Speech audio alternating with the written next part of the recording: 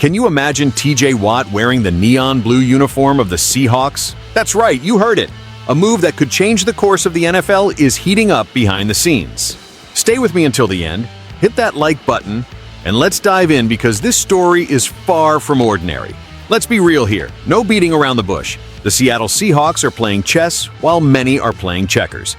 After parting ways with one of the fans' most beloved players, they are now in the running for a true defensive superstar.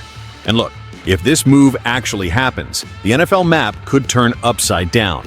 Is this serious, Seattle? Because when we think about what the franchise has done in the last few months, especially trading DK Metcalf to the Pittsburgh Steelers, it was already a shock.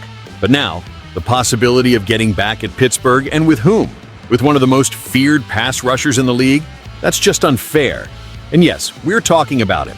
TJ Watt, the man, the nightmare of quarterbacks, the monster who collects sacks like they're trading cards. He's unhappy with his contract situation over in Pittsburgh, and he's not hiding it. And the sportsbooks? They've already placed the Seahawks as the second favorite to be the new home of the 2021 Defensive Player of the Year. That's right, plus 400 on the odds, only behind the Patriots. But now comes the most critical point. Because as incredible as it is to imagine Watt leading Seattle's defense, it's far from simple. First, he's going to cost a fortune. I'm talking about something in the ballpark of $40 million per season, based on the latest contracts signed by top pass rushers. Second, Pittsburgh isn't going to let him go easily. They'll want a first-round pick, a second-round pick, maybe even the soul of the GM.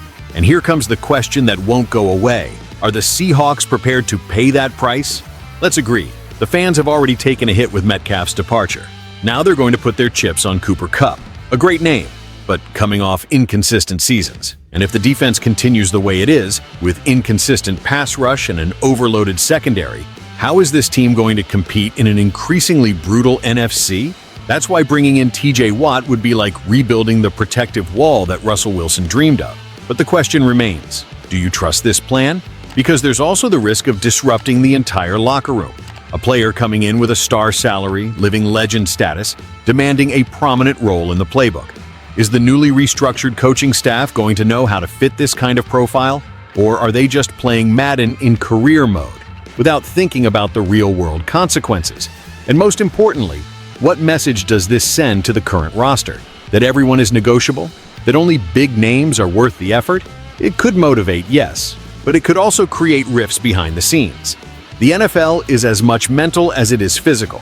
A divided locker room doesn't win playoffs, but a united locker room with TJ Watt on the front line?